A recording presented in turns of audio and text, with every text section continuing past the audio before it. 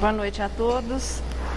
Na nossa sequência de estudos hoje, vivendo a nossa aula número 17, que nos traz um assunto, eu acredito, muito interessante para todos nós, é a emancipação da alma, onde através de 56 questões, é isso mesmo, correto, através de 56 questões, entre outros assuntos, nós vamos falar de sono e de sonhos. Aliás, quando se faz assim algum trabalho em que se abre para pergunta, um painel, esse assunto nunca falta, sonhos. Bom, a maioria de nós acredita que saiba o que é dormir, né? Às vezes a gente se prepara com todo o capricho para vir até dormir no centro espírita. Então, já teve gente que reclamou que as cadeiras não são muito confortáveis. Nós vamos pensar às vezes em substituir no futuro, mas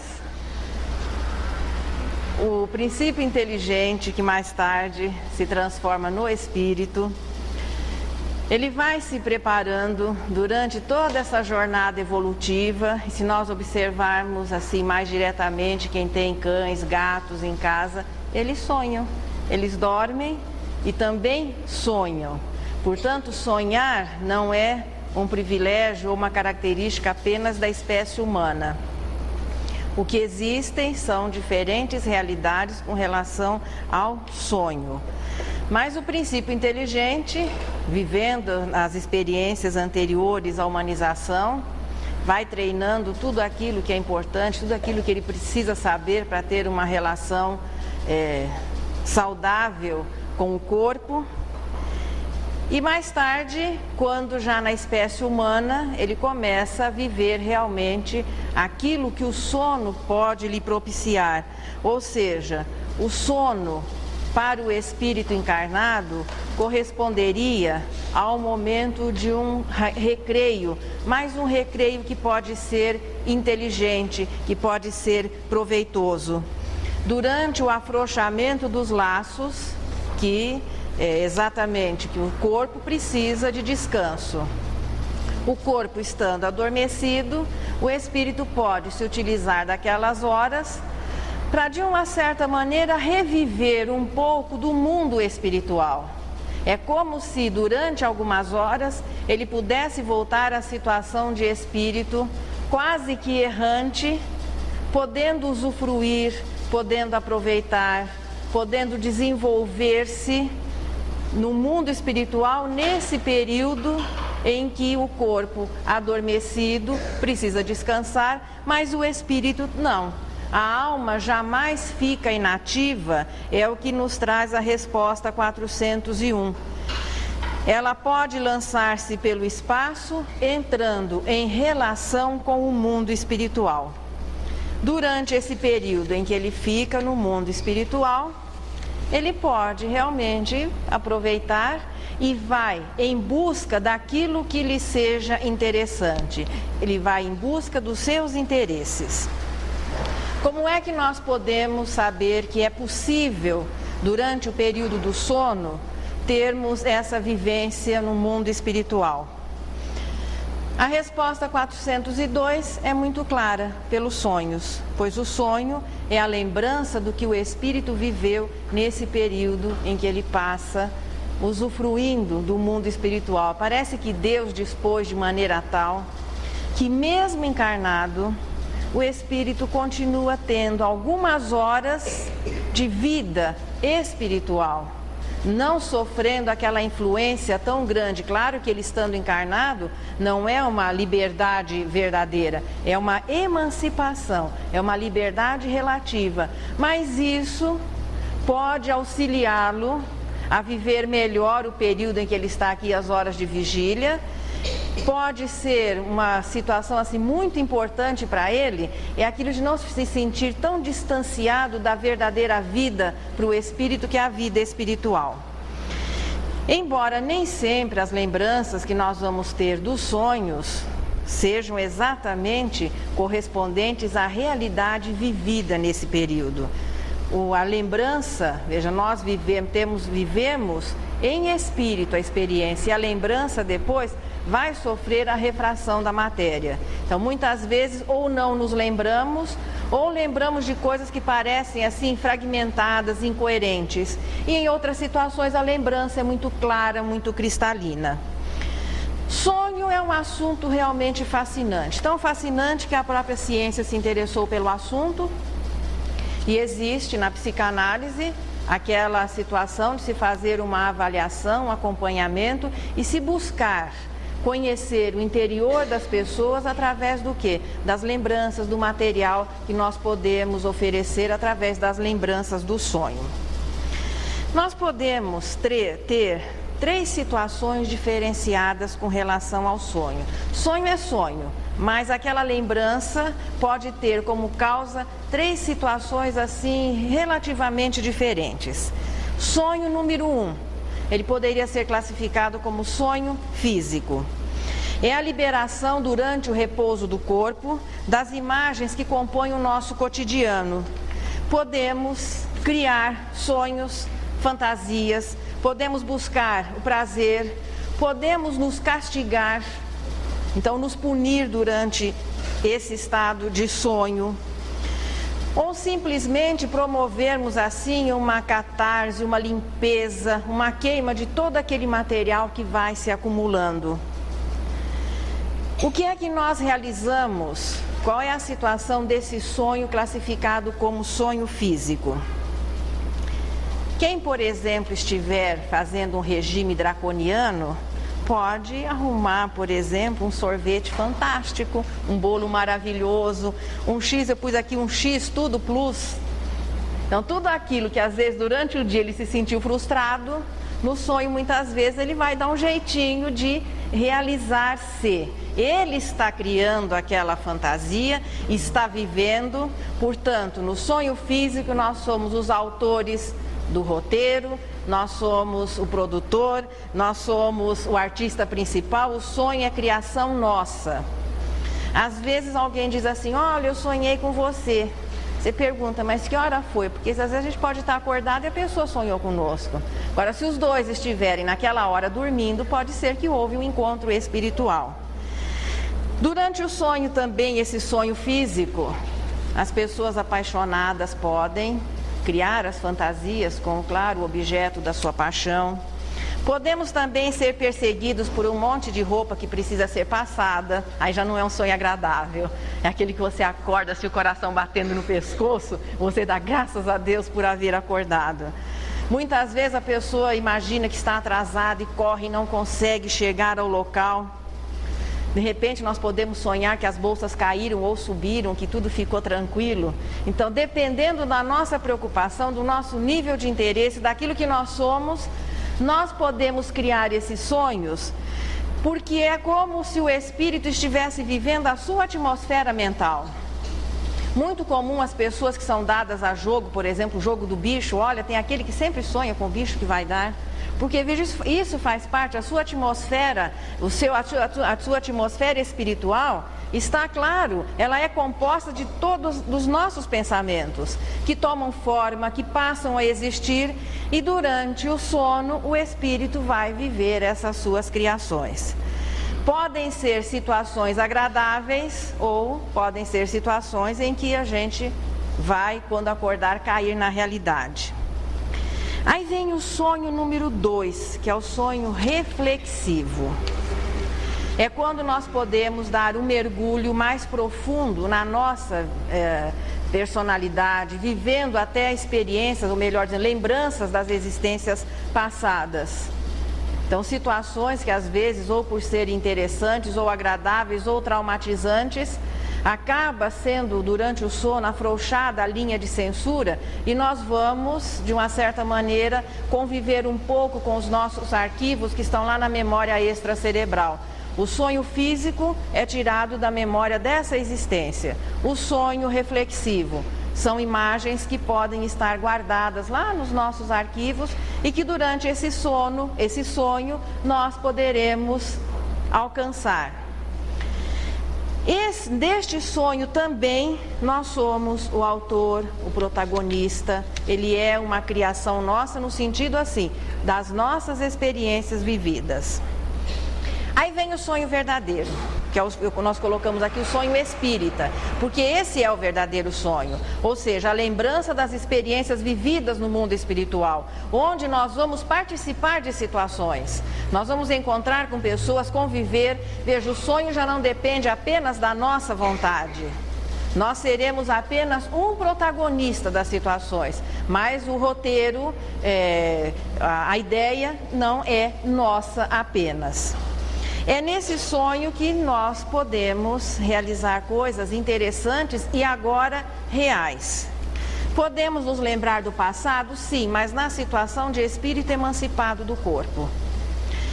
Podemos antever o futuro, coisas planejadas dessa existência e que seriam importantes serem assim lembradas, para que o espírito possa se posicionar ou às vezes dar um novo curso a uma situação em que ele esteja enveredando por um caminho inseguro? Também pode ser feito isso na situação espírito emancipado do corpo e reintegrando-se temporariamente, relativamente emancipado ao mundo espiritual. Podemos nessa situação reaver algumas das nossas percepções espirituais embotadas pelo processo de reencarnação. Dizer que o espírito na situação de sonho pode estar mais lúcido, mais tranquilo, com uma capacidade também mais ampla de aprendizado. Pode-se viajar de graça. Claro, sem precisar de hotel, pagar passagem nem nada, pode-se viajar. Podemos nos instruir, participar de estudos. Podemos trabalhar. Tem aqueles que ainda arranjam um jeitinho e acertam uma carga horária de 3 ou 4 horas no mundo espiritual. Podemos visitar amigos encarnados ou desencarnados. Veja que o espírito tem uma vivência normal no período em que o corpo está dormindo. Melhor dizendo, ele pode ter. Porque tudo isso vai depender daquelas 2 palavrinhas que nós estamos tornando familiares nessa sequência, da sua condição moral. É ela que define tudo na realidade do espírito. Podemos, esse período, veja, vivido enquanto o corpo dorme, pode nos influenciar de uma maneira muito benéfica. Quantas vezes já ouvimos dizer assim que o travesseiro é um bom conselheiro? Travesseiro é travesseiro. Quando é que ele se torna um bom conselheiro? Quando você, se utilizando do travesseiro como apoio da cabeça, você adormeça, o espírito se liberte e muita coisa que às vezes estava aquela situação difícil de ser contornada ou resolvida ou amenizada, na situação de espírito mais lúcido, mais tranquilo, um pouco mais desprendido, ele acaba enxergando algumas opções e quando desperta, nossa, mas como é que eu não pensei nisso antes? Era tão fácil, estava à minha frente, eu não havia enxergado. Enxergou como espírito e conseguindo manter a lembrança, às vezes nem se lembra do sonho, mas lembra-se da medida que se tenha que tomar, do caminho que se deve seguir. Em verdade, são 7 ou 8 horas, depende, né? Tem gente que faz o ritmo dos felinos, dorme 16 e fica acordado 8. Felinos geralmente é 16 por 8. Na espécie humana, 8 de sono, 8 de trabalho e 8 seria de recreação ou de lazer. Mas tem gente que ainda dorme um pouquinho mais. Mas são, olha, pelo menos que 6 não é saudável para ninguém. Mais que 8 também não. Quer dizer, 8 é a conta exata. 6 é o mínimo, menos que 6 a pessoa pode começar a se prejudicar, porque o corpo precisa de descanso e o espírito precisa respirar um pouquinho. Não respirar o ar aqui da vida material, mas ele precisa arejar-se um pouquinho como espírito. Então Deus já deixou essa porta, já deixou essa possibilidade para que nós não nos sentíssemos tão distanciados da nossa realidade espiritual. Portanto, é um período veja, até considerável, em que nós podemos recuperar e usufruir da nossa verdadeira identidade, ou seja, a identidade espiritual. Basta que para isso nos preparemos. Aí nós vamos voltar lá no sono inteligente, lembram-se dele? O sono inteligente, segundo o que os espíritos informam aqui, é característico das almas mais elevadas, de uma condição moral superior. Não estão vivendo, claro, com responsabilidade tudo aquilo que a matéria possa lhe oferecer, mas sem desconhecer a sua situação de espírito. Portanto, nos prepararmos para ter um sono inteligente não é exatamente no momento do adormecer, embora existam algumas coisas que possam auxiliar, mas é a maneira como se vive o dia, é a maneira como nós vivemos a vida. Isso vai favorecer com que tenhamos um sono inteligente. E é afirmado aqui neste capítulo que as pessoas que se habituam a um sono inteligente também podem ter uma morte inteligente, que é aquela classe A de luxo especial, em que o espírito vive a sua espiritualidade mesmo tendo um corpo. Se é hora de reencarnar, vamos reencarnar numa boa. Se é hora de desencarnar, vamos desencarnar pelo menos com educação. E aproveitar o espaço de reencarnado e depois aquele na situação de espírito errante, vivendo o que essas duas situações têm de melhor a oferecer. E não ficar agarrado, lutando, não aceitando as situações. Desencarnado fica brigando que quer reencarnar. Reencarna, fica desesperado porque sabe que vai ter que desencarnar. Então a pessoa tem que ser assim mais maleável, mais tranquila, viver o momento. Então ter um sono inteligente é um treinamento, porque eles afirmam aqui, eu nem queria falar para não perturbá-los, que cada noite de sono corresponderia semelhante ao processo da morte, só que a gente vai acordar no dia seguinte. É o momento em que o espírito se distancia do corpo, educadamente ele deixa o corpo descansando e vai cuidar da sua vidinha de espírito. Quem é que, quando emancipado do corpo, vai ao encontro de trabalho e instrução, melhor dizendo, chega lá e procura serviço? É só fazer uma avaliação de por que é que nós trabalhamos por aqui. Quando se estuda a lei do trabalho, é dito que o trabalho é uma imposição. Aliás, o pessoal apresentou o trabalho com a humanidade terrestre como uma expiação, como um castigo. É aquela história, entre aspas, de Adão, que porque eles não obedeceram o Senhor, tiveram que trabalhar aqui e conseguir as suas coisas com o suor do rosto. Porque antes ninguém trabalhava, ou a lei é não trabalhar, o normal é que se trabalhe. Mas o espírito imperfeito não é muito chegado. Se nós tivéssemos recursos para viver bem sem trabalhar, a maioria de nós não ia voluntariamente cumprir uma carga de 8 horas para receber o pagamento no final do mês. Então nós somos forçados a uma situação. Existe toda uma cobrança de que você tenha aplicação durante a vida.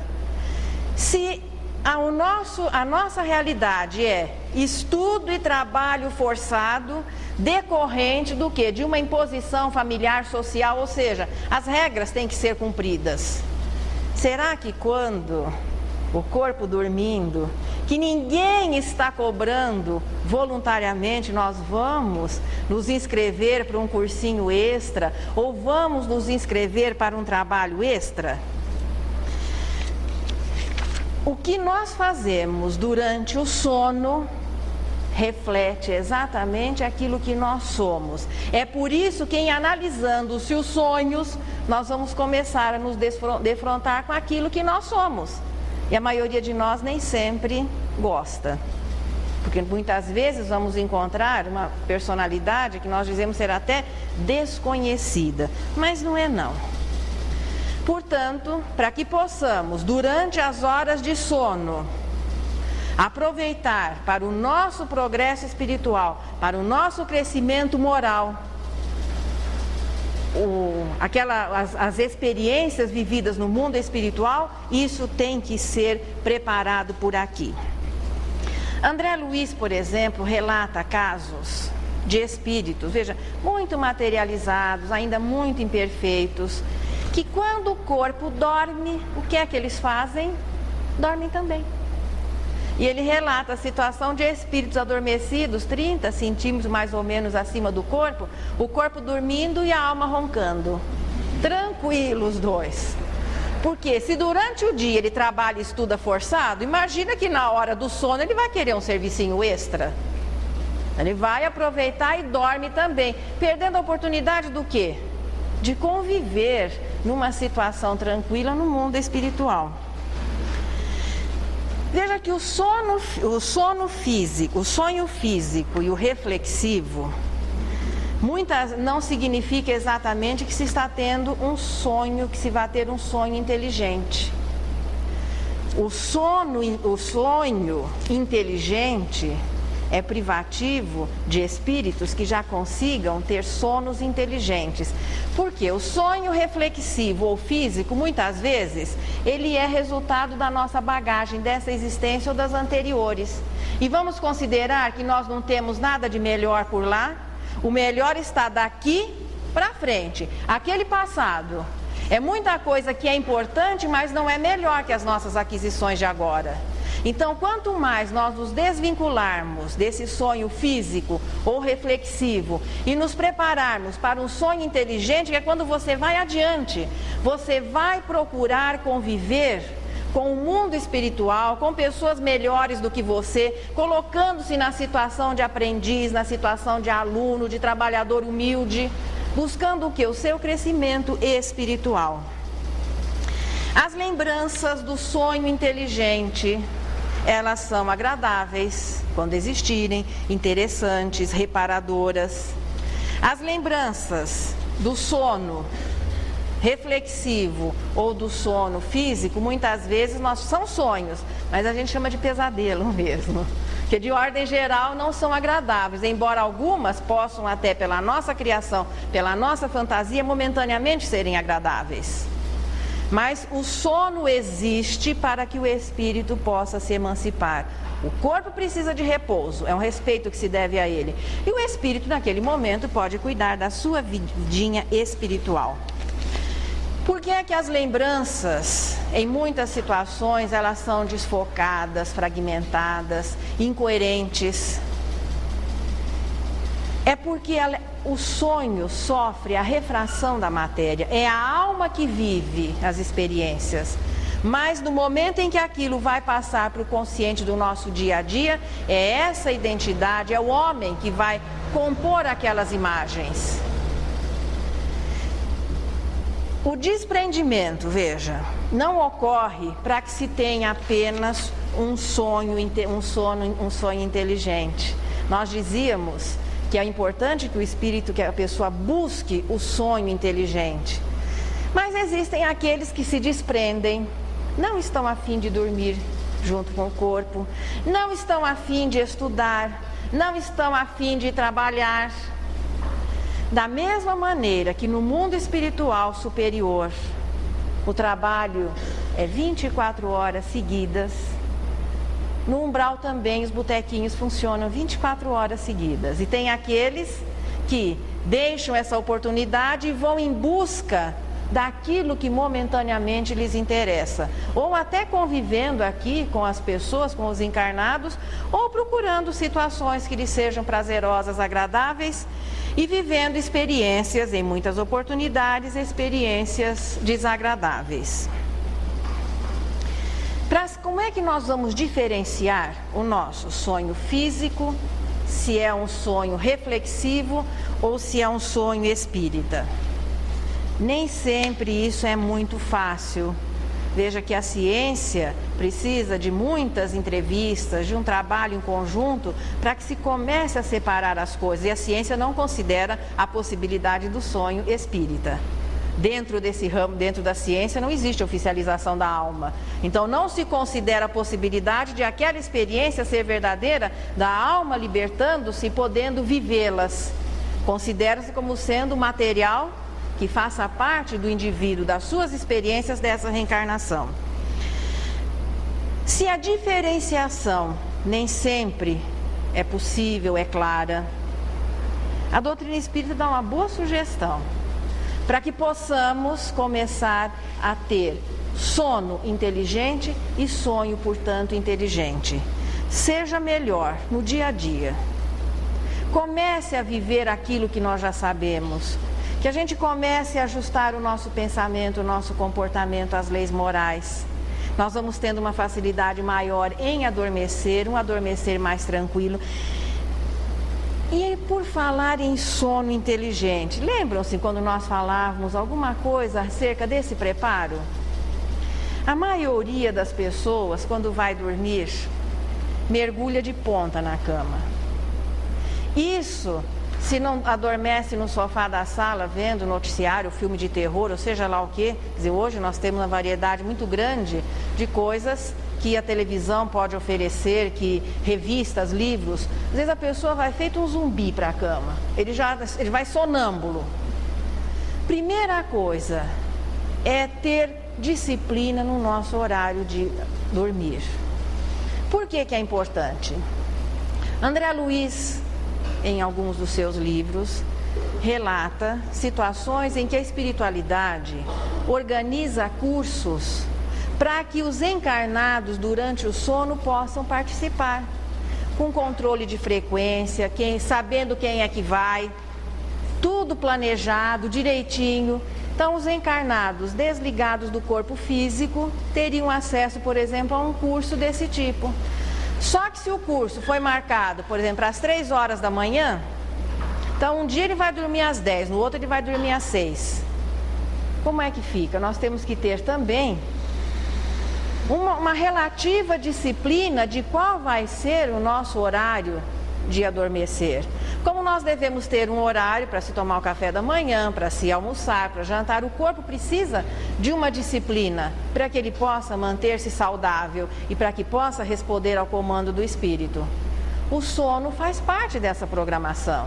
Então é importante que nós tenhamos uma disciplina com relação ao horário, para que nós possamos programar e os outros que aceitam o nosso pedido ou nos convidam também possam programar um trabalho.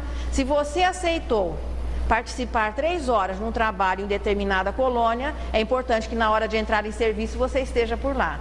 Claro que existem as opções de um sábadozinho, um feriado, tudo bem, mas tem que existir uma rotina, ou nós não poderemos, já é um dos inconvenientes para que a pessoa possa ter um sono inteligente. Quem trabalha de noite e dorme de dia vai ter, claro, a sua realidade ajustada aos seus horários, mas é importante que se tenha essa disciplina, inclusive no horário de adormecer. Algumas dicas para que se possa ter um sono inteligente. Com relação ao aspecto moral, seja bom. Simples, né? É só essa. Com relação à parte física, quando nós formos nos preparar para o adormecer, dar o realce àquele horário. Então cada um às vezes tem um ritual, toma banho, não toma banho, toma um chazinho. Cada um tem o seu ritual físico. Faz a sua higiene, prepara-se. Desliga a televisão, deixa o jornal se não terminou de ler para o dia seguinte. Vamos para a cama ainda lúcidos, conscientes, acordados. Aí é o momento de se fazer uma leitura agradável, elevada. Às vezes pode pôr até uma música, cada um tem um jeitinho, uma música agradável que nos prepare, nos embale para um sono melhor. Faça a sua prece, aproveite e faz aquela avaliação que Santo Agostinho sugere, dá uma olhada no seu dia, faz a programação para o dia seguinte. E aí sim, um bom sono e naturalmente bons sonhos.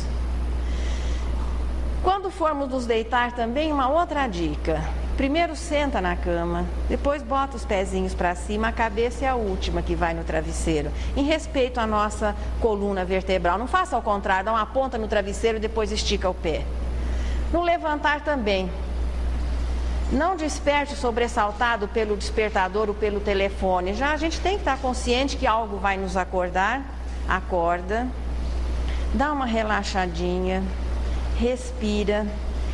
Espreguiçar é uma coisa fantástica para o nosso organismo, é um aquecimento. Nós prestarmos atenção, os pássaros, as aves, os felinos, os cachorros, eles espreguiçam. Então isso é muito bom, dá aquela espreguiçada. Quem dorme em 2 combina para não ficar um perturbando o outro, né? Quando um inspira, o outro inspira, dá um jeitinho. Depois, levante a cabeça, senta, bota os pezinhos e comece o seu dia. Não desperte já em pé. O despertador toca, o indivíduo já cai em posição de sentido. É um desrespeito ao nosso físico. Quando se é jovem, possivelmente isso possa parecer alguma coisa até assim, infantil. Mas acontece que nós não vamos ser jovens a vida inteira. Então é melhor cuidarmos do nosso corpinho para que quando você já passe dos 20, ele continue ainda oferecendo uma convivência, pelo menos relativamente agradável ao espírito.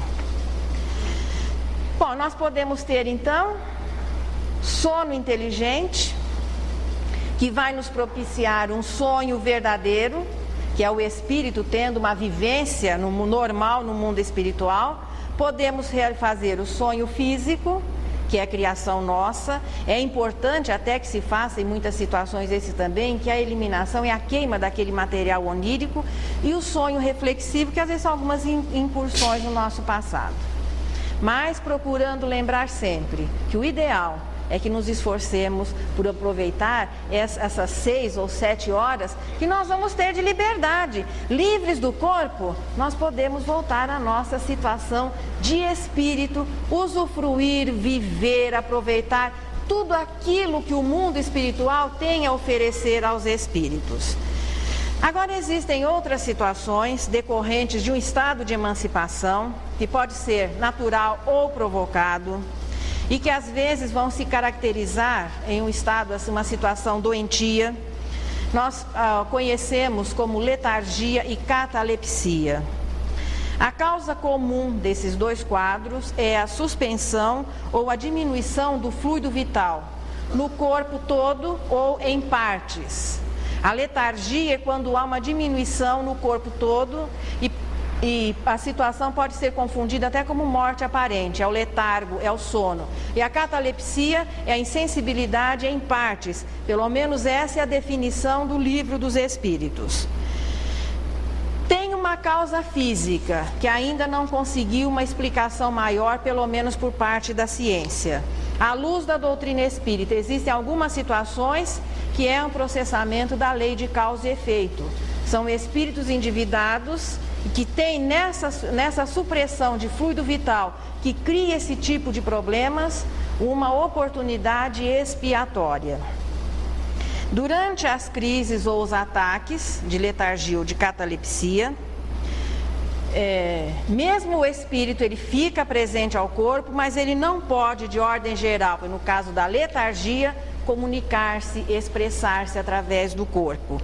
Nós temos exemplos clássicos lá no Novo Testamento: Lázaro, a filha de Jairo, Talita, a filha de Jairo, e o filho da viúva de Naim. Foram pessoas que foram confundidas. Lázaro, inclusive, já havia sido sepultado. E Jesus fez com que eles retornassem à vida, e o caso ali no Novo Testamento é rotulado como ressurreição. Então, o termo correto não é ressurreição, porque a ressurreição é aquele que já está morto, veja, desfeitos os laços, o espírito retornasse à vida. Isso é impossível. Mas era um estado em que como que Jesus os curou? Através, claro, de um influxo magnético. Então, como é que se pode auxiliar nesse tipo de doença, podemos dizer assim? É a restituição do fluido vital através de passes, transfusões de magnetismo, transfusões de fluido vital, que foi o que Jesus fez nas 3 situações. Restituindo aquelas pessoas à vida. Inclusive, a Talita, ele logo alimenta a criança, porque ela precisava, claro, ela estava desvitalizada. Ele fez com que ela acordasse, mas recomendou que a alimentassem. Existem outras situações que se caracterizam por um estado de emancipação da alma: sonambulismo, êxtase e dupla vista. O sonambulismo é um estado assim de emancipação mais completo que no sonho. Veja, no sonho o corpo está adormecido, o espírito não se utiliza dele, ele fica lá adormecido, tranquilo. Veja, há uma diminuição da atividade física, os batimentos cardíacos diminuem. Então tudo fica no estado assim de repouso, para recuperação exatamente das energias. No sonambulismo é um adormecimento, o espírito goza de uma liberdade até maior, podendo utilizar-se do seu corpo. Então é ele que vai atuar na situação do sonambulismo através do seu corpo. Aí vem os casos que o sonambulismo nos apresenta. Sonâmbulo é aquele que fica a noite inteira conversando, fica irradiando futebol, falando da situação da bolsa, contando o que aconteceu no dia, perturbando as pessoas que estejam em volta. É um quadro de sonambulismo? É. Existem outros que perturbam mais ainda, levantam e começam a andar pela casa, quer sair para a rua, quer fazer o serviço. É um quadro de sonambulismo? É. Baseado no quê? Numa predisposição física, faz parte da natureza de algumas pessoas essa possibilidade de afastarem-se do corpo e depois se utilizarem dele. Só que isso não é concedido para que ele se desgaste além do necessário e que para que perturbe as pessoas que convivam com ele. O sonambulismo é oferecido ao espírito para quê? Ele pode ter, naquele momento, uma percepção maior do mundo material, enxergando o mundo material com os olhos de espírito mais lúcido do que no sonho normal que todas as pessoas fazem.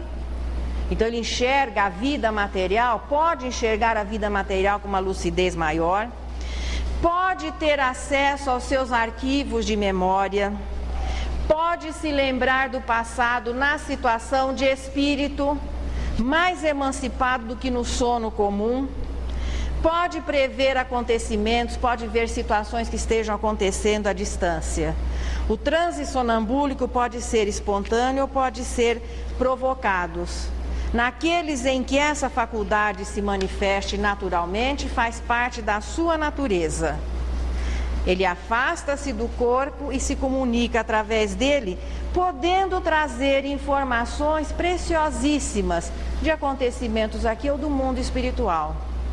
O que é que vai definir aquela situação de espírito emancipado, sonâmbulo, que fica perturbando a família, e espírito emancipado, que se utiliza desse recurso num trabalho, muitas vezes até de ajuda às pessoas?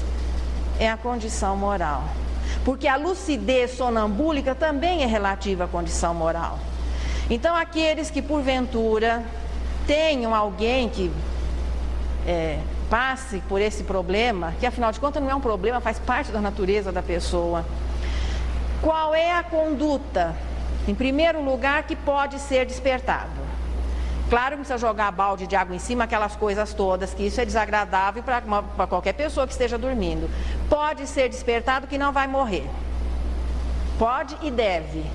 E aquele que é portador dessa faculdade, procurar crescer como pessoa, em primeiro lugar respeitando o seu corpo enquanto ele estiver adormecido. E começando a se interessar por aquilo que à sua volta ele pode viver na situação de espírito. No livro dos médiuns, esse sonâmbulo, não estou dizendo que todo sonâmbulo seja médium, mas há uma variedade de médiuns que se utilizam de mediunidade, que se utiliza desse processo sonambúlico. E Kardec relata no livro dos médiuns o caso de um menino de 12 ou 13 anos, que aqui, na realidade, aqui no consciente do dia a dia, era uma pessoa de poucos recursos, quase que nem, me parece, de escolaridade muito simples. Quando no transe sonambúlico, quando ele se colocava em transe sonambúlico, ele fazia diagnósticos de doenças e receitava. Todo mundo pensava que o menino, veja, era a alma do menino, que emancipada, tinha condições de fazer o diagnóstico e de oferecer as receitas. Só que chegou um dia em que, no momento do trabalho, o espírito falou através do seu próprio corpo, dele mesmo: olha, hoje não vai ter receita, porque o anjo doutor não veio. Ele tinha como capacidade dele fazer o diagnóstico, não quando no estado de vigília, no estado de sonambulismo, o que já significava o quê? Um conhecimento maior. Apenas que na hora da receita era um outro que ditava o remédio e ele transmitia. Então ali fica claro, é um caso clássico de sonambulismo. A receita só, o diagnóstico, recursos dele, é o sonambulismo comum. Mediunidade, quando outro espírito se utilizava dele para passar a receita. Então, o sonâmbulo, as pessoas que têm esse tipo de problema, têm que começar a se educarem. Não é para ficar conversando a noite inteira, o corpo precisa de descanso. Não é para ficar andando pela casa perturbando a família e se perturbando em primeiro lugar. É para se utilizar disso, crescendo como pessoa e quem sabe, às vezes, um bom espírito pode se utilizar dessa faculdade e nós podemos prestar um trabalho de ajuda para alguém. Também faz parte dos quadros de emancipação a vista dupla, que pode acontecer num transe sonambúlico ou pode acontecer no estado de vigília. É a visão do espírito. Então, como é que o espírito enxerga? É claro que, evidentemente, que não é pelos olhos. Então, é uma visão para a qual não importa distância e nem tempo. Swedenborg, que foi um dos precursores da doutrina espírita, ele descrevia fatos que estavam acontecendo no momento à distância e que depois eram comprovados. Então, esse é um caso de vista dupla. Pode acontecer conjugado a um transe sonambúlico, pode ocorrer no estado em que a pessoa está, no estado normal, e ele fala o que está acontecendo à distância. Só que não é, veja, não é uma visão permanente, são flashes, são momentos. Ninguém fica, de ordem geral, permanentemente tendo essa possibilidade de enxergar a distância durante as 24 horas do dia. Aí vem o caso de êxtase, né? O que é o êxtase?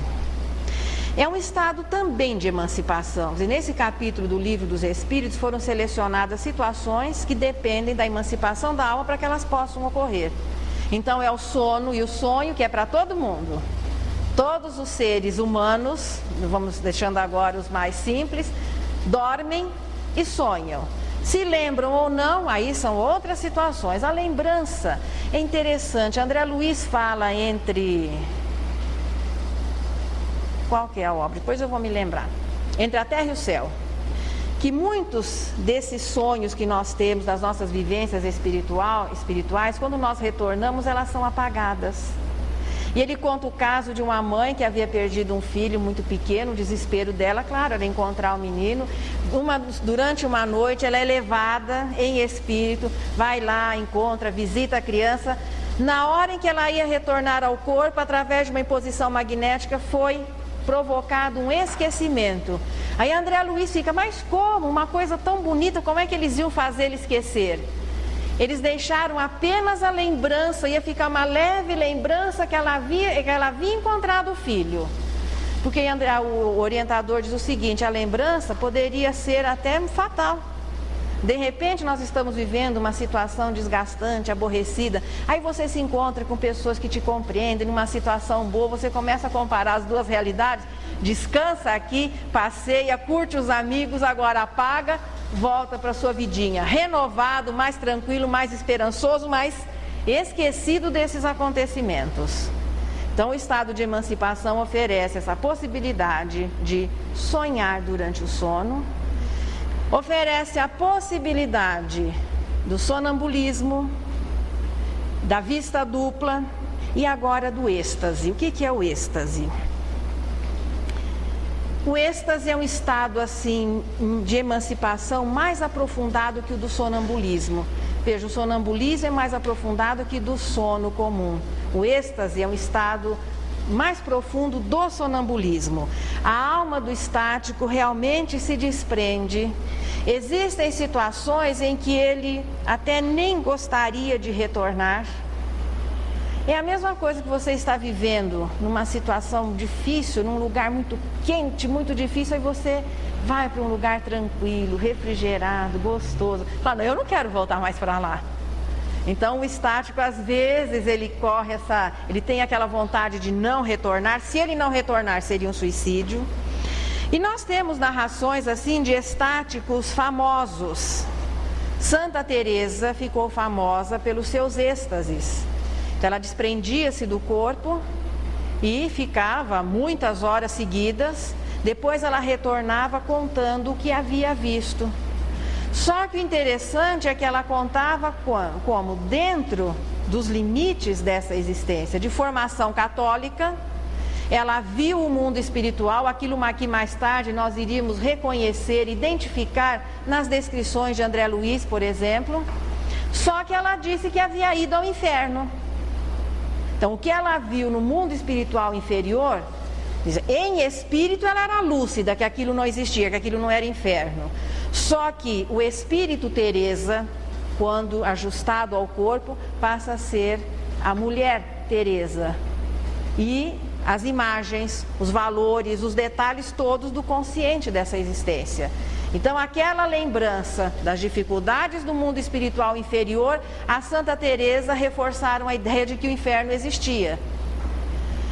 Portanto, não se deve, a sugestão é que não se deve confiar muito também nas narrações, nas descrições dos estáticos, porque a refração da matéria todos nós vamos sofrer.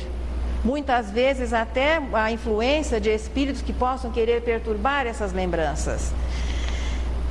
O que vai ficando bem claro é que o limite da percepção, do alcance, da compreensão do espírito, em qualquer situação, sonho natural, sonambulismo, êxtase, vista dupla, é sempre relativo ao seu coeficiente moral.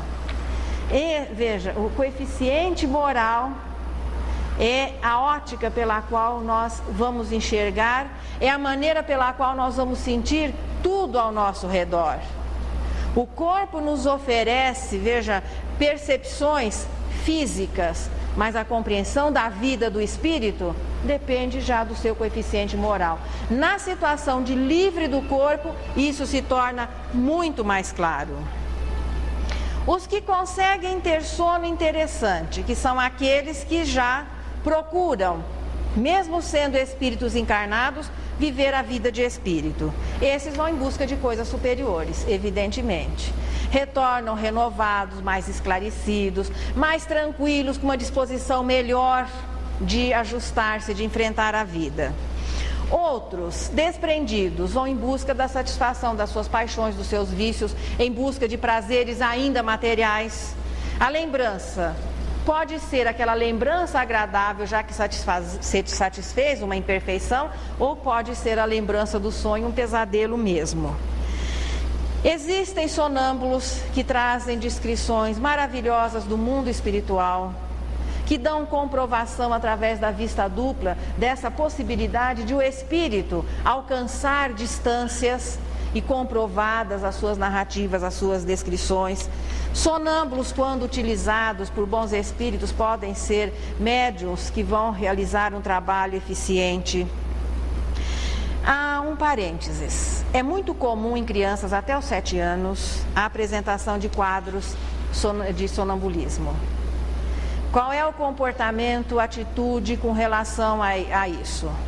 Até os 7 anos é normal, embora não seja comum, de repente pode não acontecer com algumas crianças, mas o espírito até os 7 anos, ele ainda não está 100% reencarnado, alguns ajustes ainda estão sendo efetuados. E o espírito goza, portanto, até essa faixa, seriam os 3.000 dias de sonoterapia que Emmanuel se refere. O espírito goza de um estado de emancipação relativa, em que ele pode ter, às vezes, flashes das existências passadas, facilidades, aptidões que depois dos 7 anos podem desaparecer ou até podem permanecer, mas até os 7 anos às vezes acontecem casos de genialidade que depois de passado essa faixa desaparecem. Tem crianças que às vezes sabem ler antes do 7, quando veio para a escola esqueceram, tem que aprender de novo. É normal também a apresentação de quadros de sonambulismo. Não se deve nem desconsiderar e nem supervalorizar. Se passados 7 anos não houve um ajuste, então nós vamos procurar, no caso que a doutrina espírita vai sugerir, que a criança seja encaminhada para as reuniões de estudo sistematizado da infância, ou seja, a evangelização e um tratamento de passes enquanto for necessário, possivelmente vai ajustar-se para que no futuro, se for realmente alguma coisa que faça parte da sua natureza, o espírito possa se utilizar melhor, como é o caso de todas as nossas faculdades. Com Concluindo, portanto, a gente já está chegando aí para o nosso finalzinho. Não se deve, em não existindo, forçarmos quadros de sonambulismo, de dupla vista ou de êxtase. Naqueles em que já existe, isso pode ser cultivado, mas nós não devemos nos utilizar de técnicas ou de recursos para o desenvolvimento de alguma faculdade em que ela já não exista, não esteja latente. Então, cursinho para desenvolvimento de dupla vista, disso, daquilo, não são recomendáveis.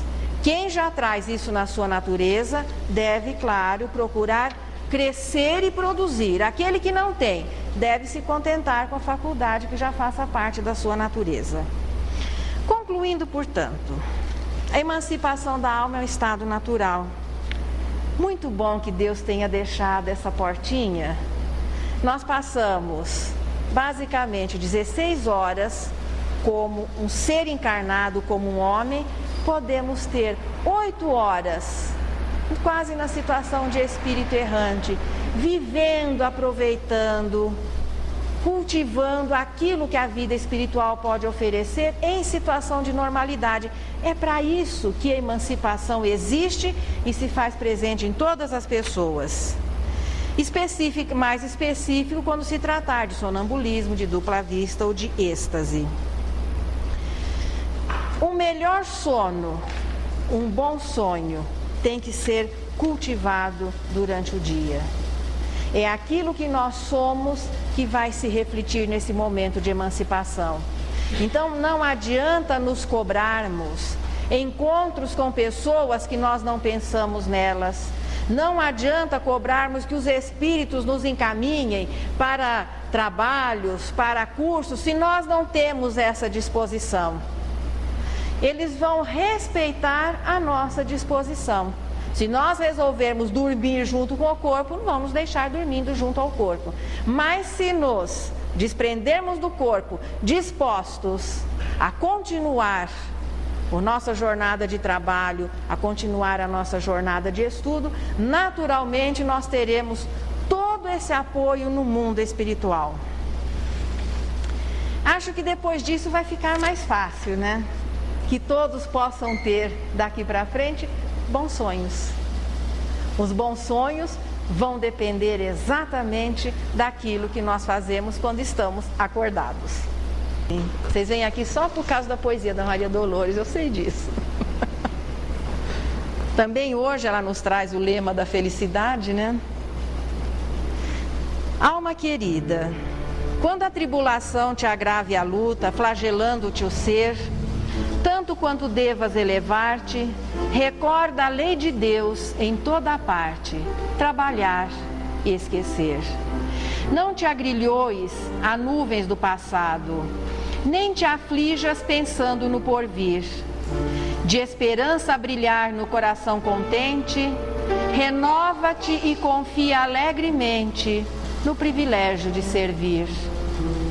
Contempla dos caminhos em que pousas, no amálgama das vidas e das coisas, todos os elementos que te apoiam, do mundo conhecido ao mais além. Guardam consigo apenas, a fim de que o progresso sobrenade, aquilo que lhe dês continuidade no trabalho do bem.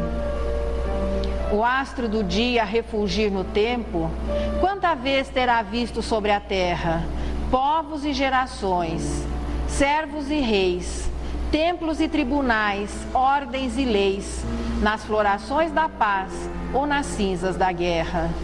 Observa, porém, que o sol não fala disso, e ainda hoje e sempre a resguardar-nos, permanece em serviço.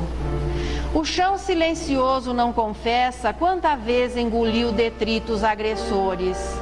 Sabemos tão somente que responde, onde o lixo às ocultas se lhe esconde, com braçadas de flores. Fertilizando a vida, a fonte deixa o lodo e tudo ouvida, para ser água, enfim, clara e singela. A argila sofre o fogo que a transforma, tudo esquece, ganhando nova forma, em porcelana rendilhada e bela. Assim também, alma querida e boa, Não reclames, perdoa, e nem exijas, ama. Se aspiras a encontrar as alturas do bem, no anseio por mais luz que te mantém, auxilia e constrói algo mais que o dever.